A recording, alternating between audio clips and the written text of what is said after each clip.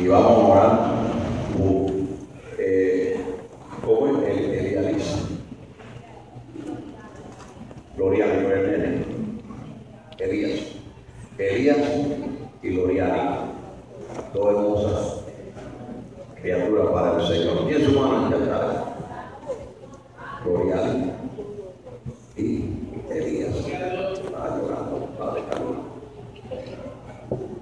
En el nombre de Jesús, Señor, presentamos a estas criaturas ante ti. Tócalo, Dios.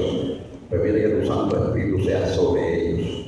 Dale sabiduría y entendimiento a su madre, Dios mío. Bendice, la guarda, la protege. Y permite que estas hermosas criaturas crezcan bajo la unción, bajo el poder de la gracia tuya. Dado Dios poder y unción, Padre, a los padrinos para que puedan orar y clamar por estas hermosas criaturas, Dios mío. Que tu Santo Espíritu sea sobre ellos en estos momentos, Dios mío. Cuídalo, Padre.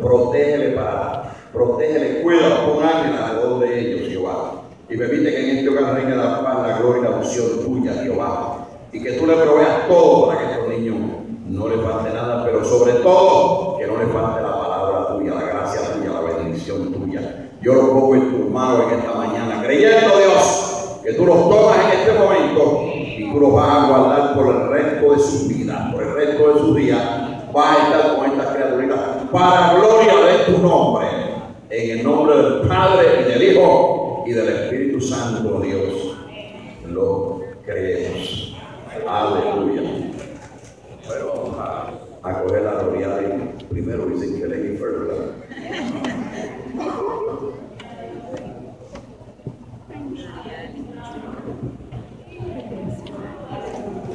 Dedicamos a Gloriali a la gloria del Padre, del Hijo y del Espíritu Santo de Dios.